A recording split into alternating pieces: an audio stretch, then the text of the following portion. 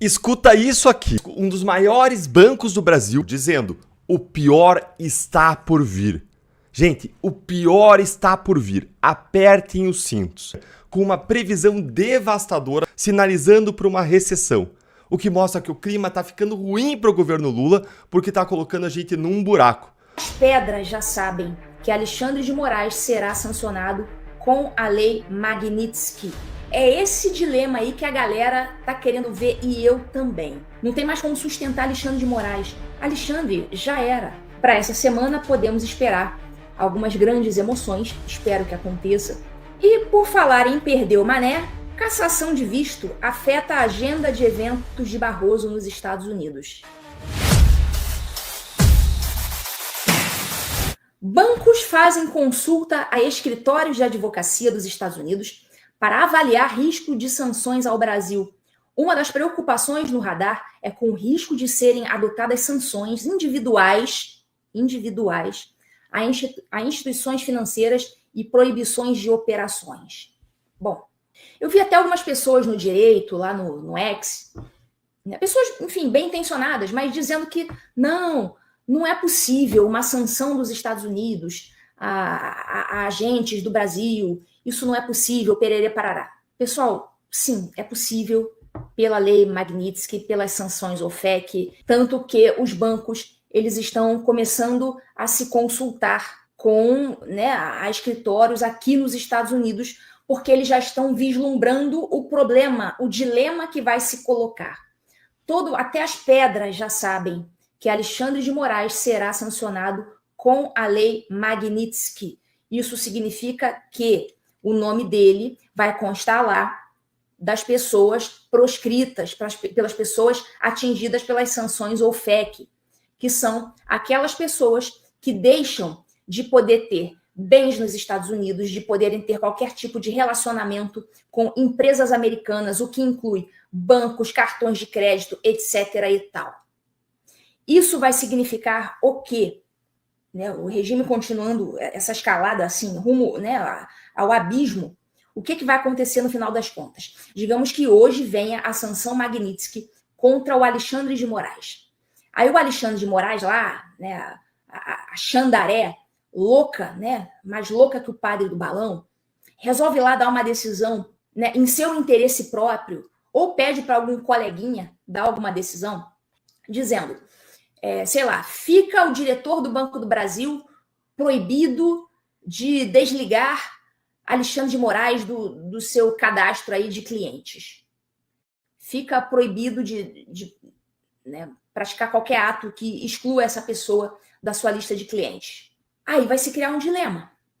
Porque aí o diretor do Banco do Brasil, ele vai ficar com medo de desligar o Alexandre de Moraes, porque ele não vai querer ser preso pelo STF, e ao mesmo tempo ele vai ter medo de desligar o Banco do Brasil do sistema SWIFT internacional.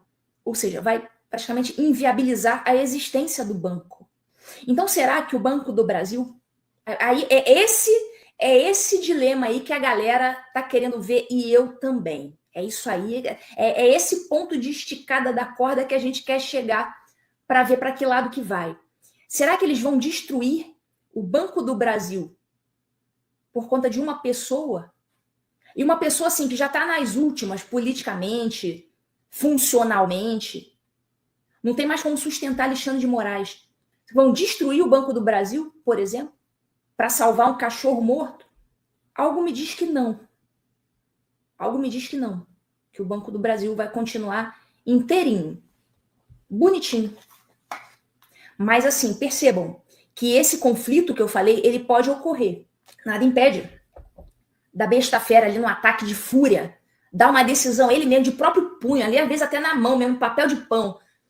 Proíbo Banco do Brasil de me excluir da lista de clientes. Proíbo o American Express, sob pena de prisão do representante da American Express no Brasil de me desligar. Sei lá, qualquer loucura dessa pode acontecer. Quem será que ganha? Alexandre já era. Não tem ninguém mais sustentando. Ninguém mais vai querer ficar na lista de possíveis alvos seguintes da Magnitsky. Então, a minha previsão né, de que nessa guerra aí pode até ter um despacho translocado desse, mas ele vai ser incumprível. Vão dar um jeito de afastar o cara antes de acabar com o sistema financeiro nacional.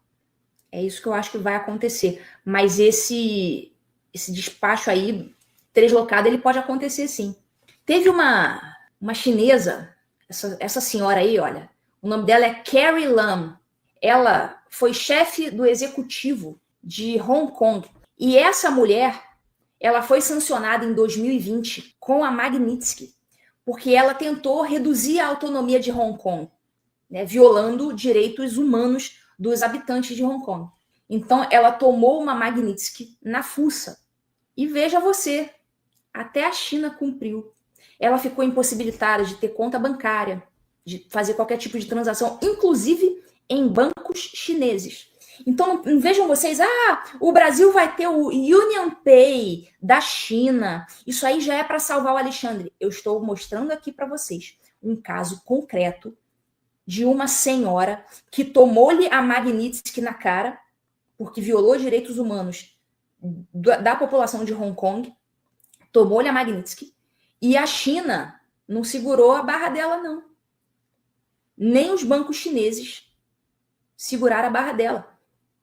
Ela precisava guardar caixas e caixas de bolos e bolos de dinheiro em casa, porque ela não podia mais participar do sistema bancário. Nem a China. A China podia falar, não, eu sou a China, eu sou, né, a grandona China, vamos proteger aqui a fulana aí. Nem a China tancou. Ela perdeu mesmo. Perdeu o mané. E por falar em perder o mané, para a gente terminar aqui o programa, cassação de visto afeta a agenda de eventos de Barroso nos Estados Unidos. O Barroso, pessoal, em matéria de visto, é o mais atingido. Porque o Barroso ele tem uma vida acadêmica, principalmente aqui nos Estados Unidos. Ele estudou em Yale. Ele é um cara que gosta desses meios, de circular, de ser badalado, de chegar nas universidades, receber tapinha nas costas. O presidente do STF cancela palestras em Yale, Stanford e New York University após sanções americanas. 8 ministros do STF tiveram vistos cassados por Trump como reação aos abusos contra empresas e cidadãos americanos. Barroso evita comentar. Agora ele evita comentar, né? E nega ter dito a frase sempre haverá Paris. Apenas André Mendonça, Nunes Marques e Luiz Fux não foram sancionados. Agora o Barroso, né? Vocês devem ter visto o videozinho, o Barroso dizendo, não.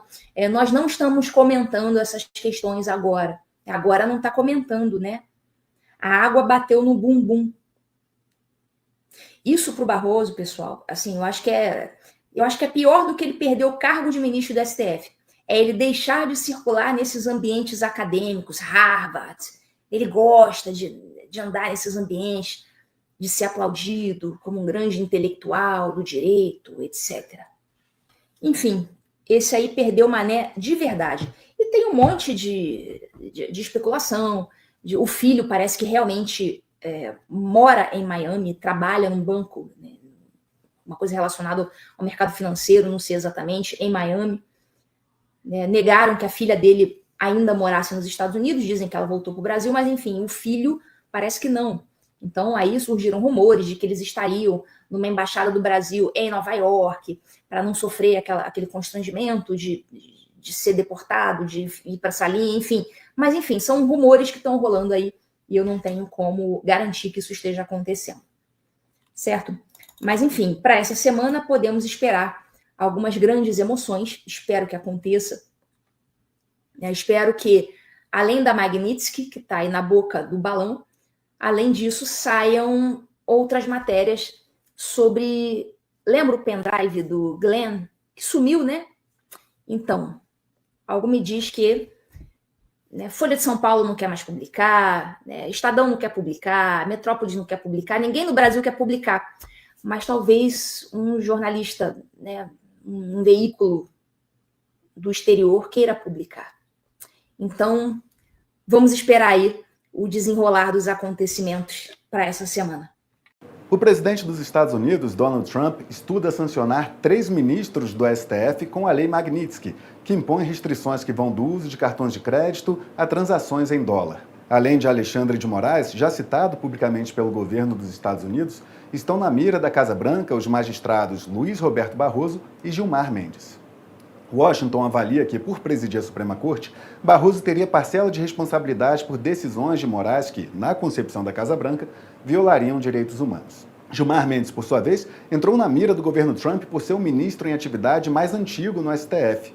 De acordo com auxiliares do presidente dos Estados Unidos, Gilmar exerceria influência sobre seus pares por ser o decano da corte. Em um primeiro momento, Trump planeja sancionar apenas Alexandre de Moraes com a Lei Magnitsky, de modo a analisar como os demais integrantes do Supremo se portarão após a medida. Como próximo passo, a Casa Branca estuda estender a punição a Barroso, Gilmar e também ao Procurador-Geral da República, Paulo Gonet. Os 3 magistrados do Supremo já foram sancionados pelos Estados Unidos com a perda do visto, punição que, na corte, só não atingiu André Mendonça, Cássio Nunes Marques e Luiz Fux. O PGR Paulo Gonet também foi alvo da perda do visto.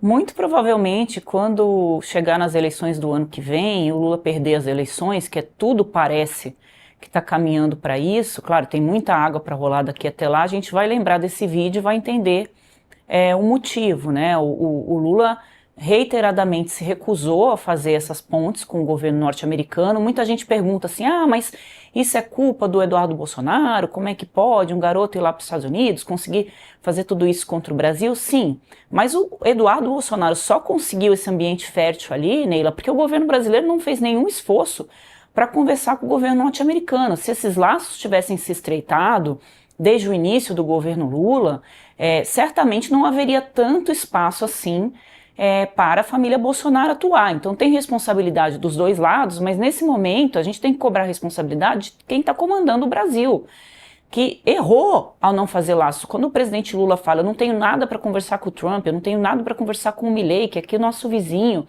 e que tem feito um governo que está conseguindo ser melhor que o nosso na questão econômica, né? O Milei está fazendo as medidas necessárias para apertar o caixa lá, como é que pode um presidente não querer falar com o presidente dos Estados Unidos? Então esse momento de onda que o Lula surfou ali no começo, de popularidade, de defender o país, essa onda vai baixar rapidinho, ela vai se desfazer, porque as pessoas já estão percebendo que ficou muito no falatório político. Então quando o Lula diz aí, já deve ser uma fala mais antiga, ele taxou o mundo, já não dá mais para dizer que ele taxou o mundo, porque o mundo já está conversando, já está conseguindo reverter essas tarifas. Então tem um erro do governo brasileiro de não dialogar com o governo norte-americano, de não ter aberto esse canal. Agora esse canal para se abrir está muito mais difícil, porque deixou para abrir na última hora, e mesmo assim o próprio presidente Lula não se envolveu para a abertura desse canal. Então a gente tem um governo Trump que até hoje não mandou sequer um embaixador para o Brasil. Desde a posse do Trump, o Brasil não tem um embaixador dos Estados Unidos, tem lá um encarregado de negócios, que é quem está dialogando com o Brasil, mas também dialogando o seguinte, está chegando para mandar o recado do Trump. Ele não tem força para convencer o Trump, né? Porque é óbvio que essas decisões estão partindo do próprio presidente dos Estados Unidos, não é de nenhum auxiliar. Então a situação do governo Lula está cada vez pior com relação a isso. Eu estive num evento de investidores, a gente vai falar mais sobre isso daqui a pouco no programa, mas ali ninguém mais dá a menor importância para que o governo brasileiro está fazendo, porque está todo mundo se virando para resolver as questões, porque sabe que via governo, via diplomacia, nada vai acontecer. Agora é interessante, Andresa, que na última sexta-feira o presidente Lula falou em um evento e ele foi muito claro, ele disse o seguinte: nós estamos prontos para negociar, mas o presidente Trump precisa me ligar. Eu pensei, gente, mas o problema é nosso, a gente está esperando que o presidente Trump ligue para ele, isso não vai acontecer. É muita soberba do presidente Lula achar que Donald Trump vai ligar para ele para resolver um problema que é nosso agora, né? A bomba caiu no nosso colo. Está invertendo a situação, né? O Trump diz que vai taxar o Brasil. Aí é o Trump que tem que ligar para o Brasil, ele já informou por meio de carta, é o Brasil que tem que dizer, olha, que história é essa, você está querendo me taxar, vamos conversar, vamos sentar à mesa, né, e ver o que a gente pode fazer para resolver essa situação. É assim que se resolvem esses conflitos. O que está todo mundo achando, e também a gente vai falar disso um pouquinho mais para frente do programa, então convido você a continuar aqui com a gente é que o governo brasileiro pode ter alguma conversa com a China que ninguém está sabendo, para dar essa segurança para o presidente Lula de peitar os Estados Unidos e deixar a bomba explodir. A gente está aí há 3 dias, né? Não sei onde é que está aí o nosso reloginho, a gente está fazendo essa conta aí, né, Neila? Desde o dia que a gente começou aqui o programa, a gente está mostrando que cada vez mais está se aproximando desse dia chegar e nenhuma conversa nesse sentido realmente foi aberta ali com os Estados Unidos. E como o Hessel lembrou bem, né, tem mais coisa por vir, não é só a taxação. Tem outras medidas que o Donald Trump está falando que vai impor a alguns países, principalmente os países que estão ali apoiando a Rússia, que vão impactar diretamente o Brasil. Então daqui a pouco vai ser o seguinte, o último que sair apague a luz, porque a situação está ficando complicada. Tá aí, ó, a contagem regressiva, 3 dias, 11 horas, 19 minutos, para que o Brasil seja taxado em 50% nos seus produtos que são exportados. Você falou da questão da China, o próprio ministro Fernando Haddad chegou a falar na semana passada, se eu não me engano, na segunda ou na terça-feira, que se os Estados Unidos não ouvirem, não abrirem esse canal com o Brasil, é a mesma coisa de estar jogando o Brasil no colo da China. Então, o que você disse, Andressa, faz muito sentido, porque é isso. Eles estão com uma carta na manga, porque estão muito confiantes. O presidente Lula está muito confiante para não ter pegado um avião e ir para os Estados Unidos conversar logo com Donald Trump sobre esse assunto. Pois é, eu falei até com o governador Ronaldo Caiado essa semana e perguntei para ele, né, se o senhor fosse presidente, ele é um candidato à presidência da República, como é que o senhor teria agido para contornar essa crise? E ele falou justamente isso, eu já teria entrado num avião e corrido para lá, porque essas coisas se dão nessas conversas, né, tete a tete ali, como é que a gente vai resolver essa questão, independentemente das nossas divergências ideológicas. E vamos lembrar que o Lula foi eleito com esse discurso, era o discurso do governo do amor. O amor é para ele e para Janja, porque assim, o amor para o resto não existe. Então é muito amor ali, não sobrou o amor mais para ninguém. Então se esperava muito, né, Nilo, que quando o Lula viesse, depois de tudo que o Lula passou, que ele ia fazer um governo da conciliação, um governo para pacificar o país, um governo que não fosse polarizado. Tinha lá um grupo de pessoas inocentes que acreditavam nisso, e não foi isso que se viu, né, que o Lula iria usar esse governo para resgatar os seus feitos ali, né, o seu nome, né, para resgatar o seu nome diante de tudo que aconteceu na Lava Jato. O Lula foi preso, acusado de corrupção, né, teve todo um movimento ali em torno dele. Então, quando ele voltou, o que se esperava muito, é o que eu tenho mais ouvido, é que ele fizesse o governo da sua vida, assim, que o Brasil saísse assim com crescimento econômico, com emprego, pleno emprego, com tudo, e não é isso que a gente está assistindo. O presidente se encastelou, pouco fala, e quando fala um monte de bobagem que cada vez mais prejudica o Brasil, principalmente nessas relações agora bilaterais, que está todo mundo acendendo velhinha para que alguém do governo consiga convencer o Trump. Eu fiquei achando, da nossa conversa com o Russell, que talvez o governo norte-americano possa flexibilizar em alguns produtos que são importantes para os Estados Unidos. Que são importantes para eles. Exatamente, tipo um cafezinho, suco de laranja. Me veio aqui a Hessel, eu confundi aqui o nome. Me veio aqui, sei lá, essa análise aqui, enquanto o Hessel estava falando. Mas vamos ver, a minha primeiro momento é que eu não acredito não, viu? Mas quem sabe daqui até... 3 horas, 11 minutos e 16. 3 dias. Coronel Cid, o comandante da Aeronáutica, Batista Júnior, ele esteve nessa reunião? Coronel Cid, por favor. E qual data o senhor falou? No dia... A reunião mais importante do dia 7 de dezembro de 2022, Excelência. Eu creio que nessa reunião ele não estava. Tá. O senhor está fazendo uma correção da sua delação? Doutor, nós temos o depoimento judicial dele dizendo que o comandante Batista Júnior não estava na primeira reunião, que ele só foi na segunda reunião. Há o depoimento dele no dia 21, no dia 7 de junho. Então, não há dúvida aqui nenhuma, não está fazendo correção nenhuma. Basta o senhor ler com atenção. Sim, como eu estou lendo com atenção, que no volume 1, as folhas 29 e 30, com muita atenção, eu li que ele disse que o comandante estava nessa reunião. Então, o Então, senhor... leia os dois depoimentos judiciais na presença... Não, é que 2 depoimentos judiciais não foi escrito, né, excelência? Foi oral no momento que ele está sendo interrogado. Eu quero saber da delação homologada e não do interrogatório. Ele está corrigindo a delação Não, homologada. doutor, ele está reafirmando que não estava presente. Ponto. Vamos em frente. Ele não estava presente. O que nós faríamos com a delação homologada, onde ele consta que estava presente? Doutor, com todo respeito... Não, eu que peço com todo respeito. A delação homologada diz que estava. Eu quero saber, será retificado? Doutor, continue. Por favor, continue. Cid, o senhor, na tua delação homologada, disse que o Batista estava, depois, nos depoimentos judiciais, disse que o Batista não estava. O senhor só tem essa discrepância de quem estava e quem não estava com relação ao comandante da Aeronáutica Batista? Ou mais alguém que o senhor se recorda que estava e não estava mais? Ou que não estava e o senhor quer incluir?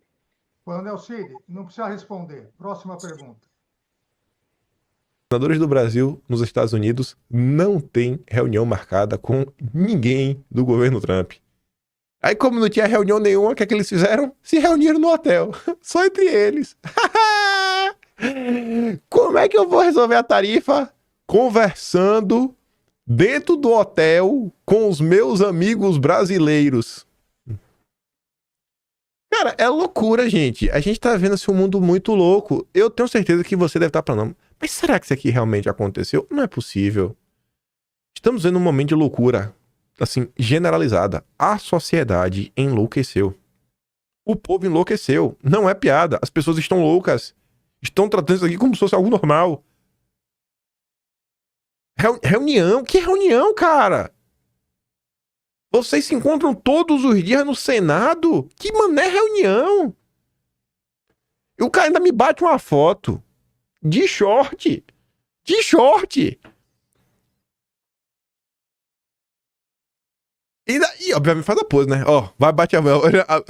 Você dá, normalmente você vai bater uma foto, né? Senão, faz um sorrisinho, dá um sorriso, faz um legal, hang loose, né? Assim, um 22, coraçãozinho. O Marcos Ponte, na hora de tirar a foto, fala assim, ó, vai, tira a foto aí, vê se tá parecendo que eu sou inteligente.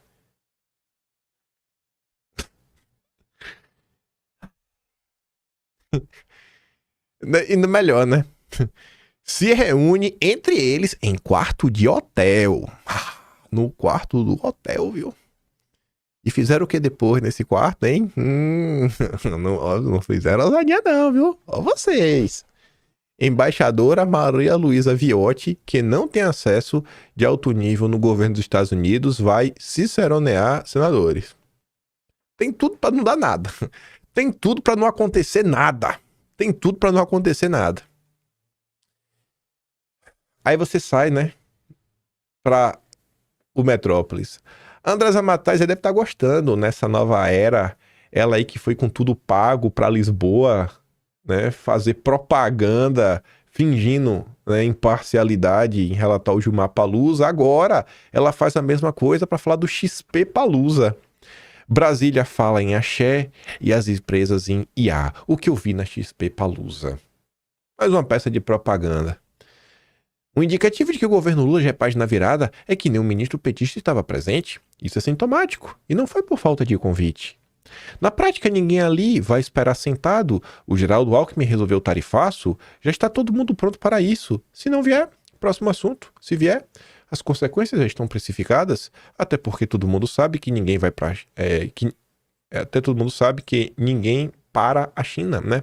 Pode Trump escrever em caixa alta. Pô, a China deu uma regada com força, viu? E eu acho que a própria Globo noticiou que o Brasil nunca exportou tão pouco para a China como no presente momento. Né? Diferentemente do Brasil, a China ela vem tentando obter novos fornecedores porque ela não quer ficar dependente de ninguém. Mas essas pessoas não produzem nada. São um bando de especuladores rentistas em sua grande... Não, deve ter um outro aí que tem uma empresa de alguma coisa. Mas uma parte de um rentista aí, especulador, que acha que tá fazendo alguma coisa, comprando papéis. Ele compra papéis. Pessoalmente, todo mundo tem opinião sobre a política. E a opinião majoritária é que o governo Lula 13 é decepcionante. Eles gostam mesmo é do Milei. E por quê? Por que eles gostam do Milei? Porque Milei tem a coragem de implementar medidas impopulares. O que é medida impopular, gente? É lascar com sua vida. É isso que a Faria Lima quer. Se a Faria Lima puder tirar o SUS, ele vai tirar. Se a Faria Lima puder cobrar mensalidade de escola pública, vai cobrar. O que eles puderem tirar de vocês, eles vão tirar. Bando de desalmado. Estou sendo extremista, estou, porque eu não tenho mais nenhuma paciência com essa turma. Enquanto em Brasília se discute a criação do Dia do Axé, anistia para Bolsonaro, os cargos de Alcolumbre, ou que se pode ou não postar nas redes sociais, ignorando o real debate sobre os algoritmos, quem move a economia está preocupado com infraestrutura, os avanços da inteligência artificial e investimentos em criptomoedas. Quem entender esse discurso leva 2026. Oi? Quem entender esse discurso, então, assim, toda essa massa de pessoas de direita, né, que apoiam Bolsonaro, eles não estão nem aí. Então, assim, fale algo que ninguém se importa, mas que é importante na cabeça da Andresa Matais que vai dar certo. É por isso que eu não sirvo, velho. É por isso que eu não vou ser rico na vida. Eu não consigo me vender esse ponto. Ah, vai me pagar uma viagem aí pra São Paulo, pra eu ver o que tá acontecendo. E eu escrevi uma bosta como eu não vou, velho. Eu não nasci pra ser rico. Não nasci. Tarifa de 50% afasta estrangeiro da B3, que deve ter o pior julho em 4 anos. Mas tá tudo de boa. Tá tudo precificado, porque os otários vão tomar na cabeça. Né? Chapéu de otário é marreta. Já quem vive aí de título da dívida, IPCA mais 8%, não tá nem aí pra nada. A avaliação que os Estados Unidos politizaram a questão, isso pode dificultar as negociações. Vai. Vocês, na verdade, vocês sabem, então, que tem uma questão política. Vocês não falam porque vocês, não sei, talvez esse pessoal chegue em casa, não sei, talvez eles fiquem, não sei, né, procurando vídeo de vendo gente presa. Talvez o que deixe eles felizes, né? Olha, o pessoal foi preso, né? Fazer uma pesquisa, ver quanto ano de cadeia o pessoal tá tomando. Talvez eles gostem mesmo de ver o pessoal se dando mal. Talvez sejam masoquistas. A Renato diz, né? Julho de 2025 está prestes a se tornar o pior mês em 4 anos para a B3. E isso escancara que o problema não é comercial, não é apenas a tarifa em si, o problema é a ausência de horizonte institucional. A narrativa tenta empurrar a culpa para os Estados Unidos, como se tivessem politizado o tema, mas a carta enviada pelo governo Trump deixou claro os motivos da medida tarifária. Não houve surpresa, não houve improviso, houve um aviso formal. Chama isso de politização, é uma forma de esconder o essencial. O problema está em Brasília, não está em Washington. Juros elevados preocupam mais do que a tarifa Trump, né? Diz a Fitch. O que está acontecendo é uma tentativa de tratar como normal o que é completamente anormal. Não é normal tomar 50% na cabeça, quando os outros países estavam tomando 30% e caiu para 15%. Tentam reduzir uma crise grave de credibilidade institucional a um simples detalhe técnico nos modelos de risco. A Fitch afirma que o impacto das tarifas é limitado, já que muitas empresas têm dívida em real e exposição moderada aos Estados Unidos. Mas essa leitura ignora completamente o peso simbólico e o precedente geopolítico dessa medida. O Brasil vai receber tarifas de 50%, não por dumping ou por prática de comércio ilegal, mas por causa do colapso institucional dentro do próprio país. O governo americano levou uma carta com condições claras para evitar esse cenário e o Brasil simplesmente ignorou. Enquanto isso, o empresariado continua calado, fingindo que a saída está em contratar lobby em Washington, quando o verdadeiro problema está no Congresso Nacional. Taxar essa situação como algo menos preocupante do que a taxa de juros é o mesmo que fazer conta de padaria enquanto o prédio pega fogo. A crise institucional já chegou ao comércio exterior e a resposta da Fitch, focando apenas na Selic, mostra como o mercado ainda tenta fugir da realidade usando planilhas. O Brasil pode ser o primeiro país do G20 a sofrer sanções comerciais por falta de estabilidade institucional. E mesmo assim, o mercado trata isso como se fosse só mais uma variável no Excel. Com tarifa iminente, empresários vão aos Estados Unidos com a prioridade. E mais uma vez ele reforça. A carta com passo a passo já foi enviada, tá tudo ali. Mas parece que o problema não é falta de leitura, né? Falta de informação, é falta de leitura. E o pior é continuar achando que isso se resolve em Washington, quando o problema está em Brasília. A crise é institucional. E aí, para terminar o vídeo de hoje, tinha mais coisa, mas tentar fazer um vídeo com em torno de 1 hora.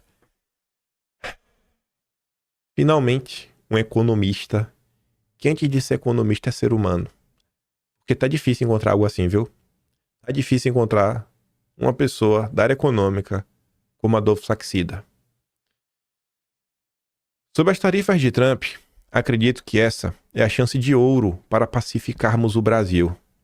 Aqui não se trata de ceder ou diminuir a nossa soberania, mas de aproveitarmos o momento para uma reflexão simples. O Brasil caminha rumo à pacificação ou rumo à confusão? Os inquéritos sigilosos e sem fim têm fortalecido ou enfraquecido a nossa democracia? Uma anistia ampla e restrita e o fim do inquérito do fim do mundo é o bastante para retomarmos a pacificação do país. E, além disso, para evitarmos as tarifas americanas. Esse é o momento dos grandes estadistas brilharem. Em vez de irem aos Estados Unidos negociarem, devemos ir a Brasília e ao Supremo num grande movimento de pacificação nacional. Encerrarmos os inquéritos do fim do mundo e aprovarmos a anistia. O Brasil precisa de paz, basta de tumultos e perseguições que só prejudicam o nosso povo.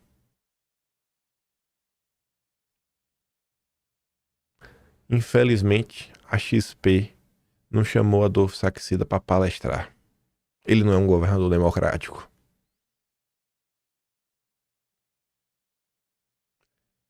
O Adolfo Saxida não está boletando na AIVE, né? Uma asset focada em fundo verde, mercado de carbono, transição energética, como outras estrelinhas da equipe econômica do governo Bolsonaro.